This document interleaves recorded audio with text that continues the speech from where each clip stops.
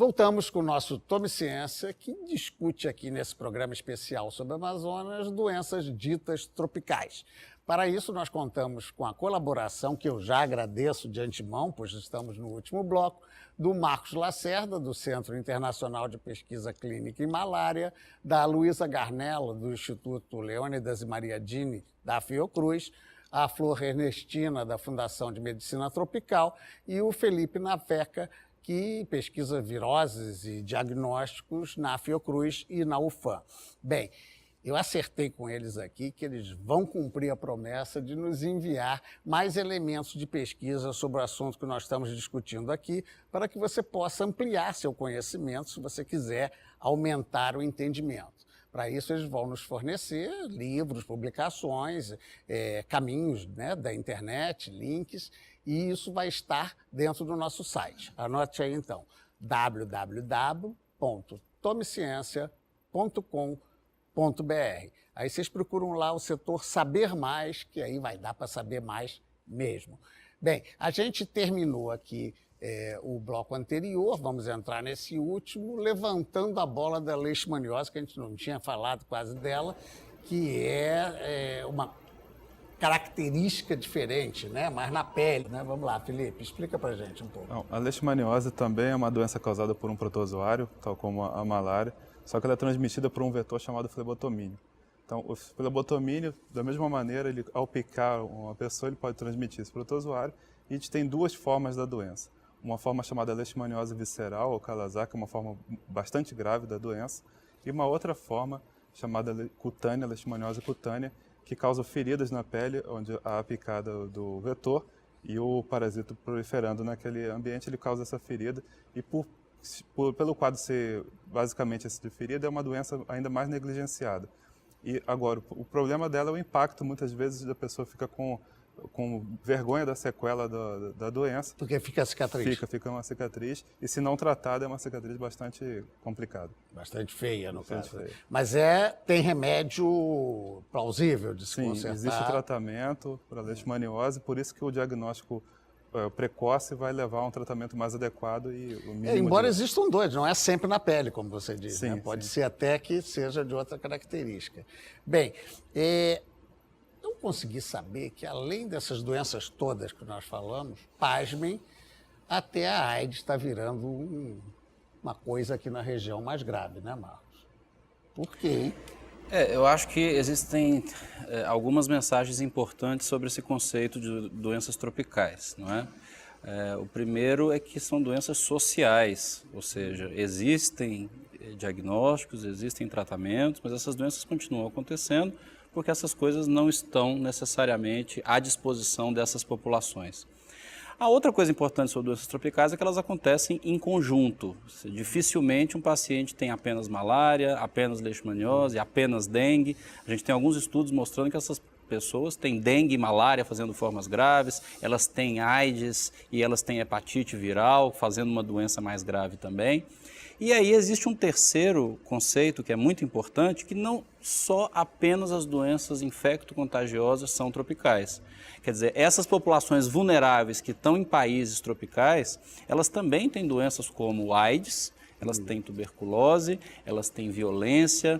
A gente tem hoje, por exemplo, os acidentes automobilísticos de moto, eles são muito mais frequentes nessa faixa tropical por causa da desorganização das cidades nessa faixa tropical.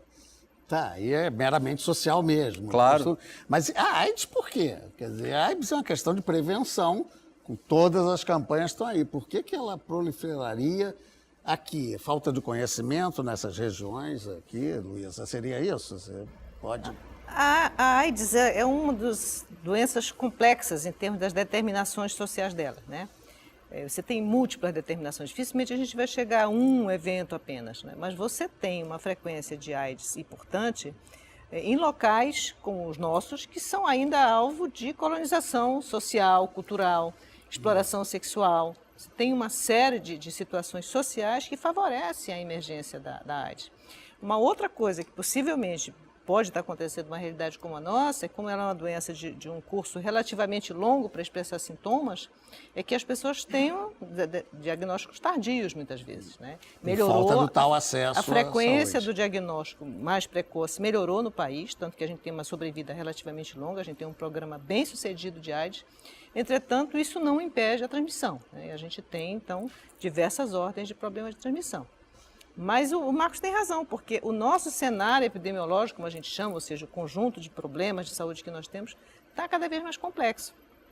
Porque você tem a superposição de doença infecciosa com doenças que a gente chama de crônicas não transmissíveis. Os nossos modos de vida mudaram, inclusive das populações que estão fora das grandes cidades, né? A alimentação mudou.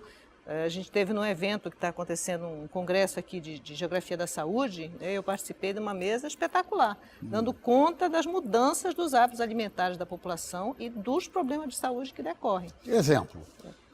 Diabetes, hipertensão, sobrepeso, Ou obesidade. seja, as doenças da grande dos cidade centros modernos. se superpõem às doenças típicas do que seriam as regiões tropicais ou A amazônicas. gente tem visto, por exemplo, as malárias mais complicadas exatamente nas pessoas que têm doenças crônicas, ou seja, a gente, além de ter ainda essas doenças tropicais, a gente também tem as doenças crônicas dos países desenvolvidos. Então, essa somação de doenças é que transforma a nossa saúde pública em uma saúde pública única, tropical. Tropical, quer dizer, mais complicada nessa área, né? Certamente. Bem, deixa eu pegar um aspecto específico aí, porque a gente falou de grávida com a Flor Ernestina o tempo todo e não falou do bebê, né?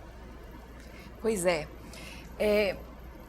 A importância que tem as doenças infecciosas durante a gestação não tem a ver só com a gestante e como ela pode ver agravada a sua saúde, mas tem muito a ver com a gravidez, porque a gravidez pode ser subitamente interrompida ou estar ameaçada durante essa infecção. E isso é muito importante porque, além de existir o aborto, existe o parto prematuro. E o parto prematuro e o baixo peso ao nascer, que é quando, por essas doenças crônicas que a professora Luísa falou, o bebê deixa de ganhar peso suficiente para estar preparado para o nascimento, isso faz com que os primeiros anos de vida ele tenha uma qualidade de vida, tenha mais morbidades, tenha mais mortalidade. Então é um fator importantíssimo que não devemos desconsiderar. E outra coisa muito importante é a possibilidade de transmitir, que a mãe deixe como legado a esse bebê uma doença que era prevenível, mas que pode ser incurável para ele. Me explico. Por exemplo, no caso do HIV, se a mulher faz diagnóstico antes ou precocemente durante a gestação, existe a possibilidade de receber um tratamento e diminuir a uma pequena probabilidade de que exista transmissão para esse bebê. Então, ele pode nascer saudável, apesar de ter nascido de uma mãe infectada. Depois de algum tempo é que vai... E na nossa região, na região amazônica, somos área altamente endêmica para as hepatites virais. E delas, a mais importante, talvez, pelo que ela traz consigo, é a hepatite B. A B. Ela é prevenível, tem vacinas, né? Temos esquemas vacinais. Mas, infelizmente, ainda temos uma grande quantidade de população que chega ao parto sem saber que está infectada. Se nós tivéssemos a oportunidade de fazer diagnóstico precocemente, também poderíamos tratar e evitaríamos essa transmissão fetal. Quando uma gestante está com uma alta carga viral perto do parto e durante o parto, a probabilidade de ela transmitir a infecção para o bebê é de 90%. E esse bebê que se contaminou nesse momento tem 90% de probabilidade de evoluir como uma forma crônica, uma infecção crônica. E nesse caso, deixa eu lhe interromper aqui, se é coerente o que me passou pela cabeça, principalmente essa população mais afastada, ela consome uma água não tratada, mesmo que venha de poços, não tem esgoto, isso pode ser agravante no caso? Bom, existem diferentes tipos de hepatite e existem diferentes mecanismos de transmissão. Nesse caso, na hepatite B, ela tem mais a ver com via sexual e por inoculação de sangue ou exposição a sangue contaminado. A outra é a A, então. A outra é A, sim. Então, o problema desses bebês que nascem com a infecção, que nascem infectados e que eles têm 30% de evoluir com uma forma muito grave, que seria ou a cirrose hepática ou o hepatocarcinoma. Então, é quase que deixar como herança para esse filho uma sentença de morte. Isso, e tudo isso poderia ser prevenido se a gente faz um controle pré-natal apropriado. Bem, estamos tudo na área do controle, mas também temos que controlar aqui o tempo. Nós estamos quase acabando, né, o nosso programa. Eu vou então fazer uma rodada aqui para que vocês possam dar uma conclusão final, uma mensagem final que vocês queiram dar. Felipe, começa por você. Eu acho importante a gente pensar na área que eu atuo, né, no diagnóstico, a gente tem que tentar chegar ao agente etiológico de todos os quadros. Não, claro que não vai ser possível em tudo, mas a gente só consegue, como a Flor comentou no início do programa, a gente só consegue tratar aquilo que nós conhecemos. Então a gente tem que trabalhar nesse sentido, de entender o que está causando um quadro clínico, né, se a gente tem um agente novo circulando, para que possam ter medidas de prevenção mais adequadas a isso. Então, pensar sempre que a pesquisa tem que estar associada à assistência nesse sentido. Aumentar, então, mais a quantidade de cientistas e de recursos para essas pesquisas. Com certeza. Bem, Flor, volto para você para a gente poder cruzar o seu encerramento, a sua mensagem. Eu acho que a mensagem mais importante que eu deixaria para quem nos está assistindo é que considerem como a responsabilidade de ter saúde também é nossa. Então, procurar atendimento médico, procurar iniciar um controle pré-natal muito precocemente é o melhor presente que você pode dar para seu filho. Isso, boa. Luísa, a sua consideração final. Tá certo. Bom, eu acho que nós temos que ser otimistas, né? Os problemas existem, são grandes, a Amazônia enfrenta desafios do seu tamanho, equivalentes ao seu tamanho, mas também a gente tem tido melhoras, tem tido avanços. Eu creio que o que a gente precisa de fato é o engajamento da sociedade como um todo. Dirigentes, políticos, né, são pessoas que precisam estar bem alertas e sensíveis. E a própria população, porque nós temos que exercer nossa cidadania. É a melhor forma da gente conseguir melhorar essas condições de vida que estão por trás desse cenário adverso que a gente discutiu aqui. Marcos, vamos à sua consideração final. Eu acho que para a gente de fato tomar posse da Amazônia, onde vivem só 10% da população brasileira, a gente tem que conhecer essas doenças e fazer uma coisa diferente do que se fazia no passado. Ou seja, os colonizadores europeus é quem estudavam essas doenças para defender suas tropas. Hoje é diferente. Eu acho que a Amazônia está treinando cientistas, está treinando pessoas para resolverem os seus próprios problemas.